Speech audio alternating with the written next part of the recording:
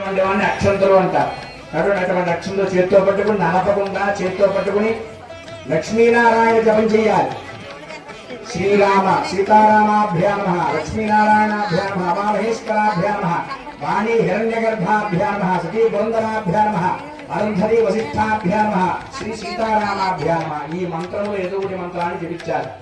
ఇది కనీసం అలైన మంత్రం కాదు.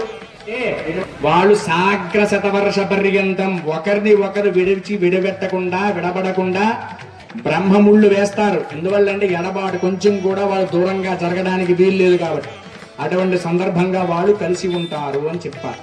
ఎంత సుముహూర్తం పెట్టినా ఎంత మీరు ఆశీర్వచనం చెయ్యాలి. మన ధర్మంగా తండ్రి ఏదైనా మాట్లాడినా తల్లి ఏదైనా మాట్లాడినా వాటి గురించి మాట్లాడుకుంటూ భోజనం అరిగే వరకు మాట్లాడుకుని తర్వాత వాళ్ళ మీద అక్షంతలు వేయటం కాదు, వదిలిపెట్టేయాలి. అక్కడ వరకు వదిలిపెట్టేసుకుని వాళ్ళిద్దరూ మనల్ని ఏమీ చెయ్యలేదు కాబట్టి వాళ్ళిద్దరు దీంట్లో గ్రహణ అత్యంతానుకూల్యత ఫల సిద్ధిరస్తు. గజంత్రులు బట్టిగా చేయండి. ఓం భవం దేవాజావరుణ ధ్రువం దేవో బృహస్పతి ధ్రువంతయన్నిశ్చాగ్నిశ్చరాష్ట్రం భారయతాం ధ్రువం ధ్రువం ధ్రువేణ అభిషాదస్మై దేవాది ప్రవన్న అయం జ బ్రహ్మణస్పతి ధ్రువాద్యో ధ్రువా పృథివీ ధ్రువం విశ్వమిదం జగత్ ధ్రువహర్మతాగ్నే ధ్రువో రాజావిషామయం మహావిష్ణవః క్షేత్రాన్ని చింతయంద్రయేణ మదీ ధర్తో ధ్రువం ధ్రువేణ విషాదస్మై దేవాది ప్రవన్నయం జ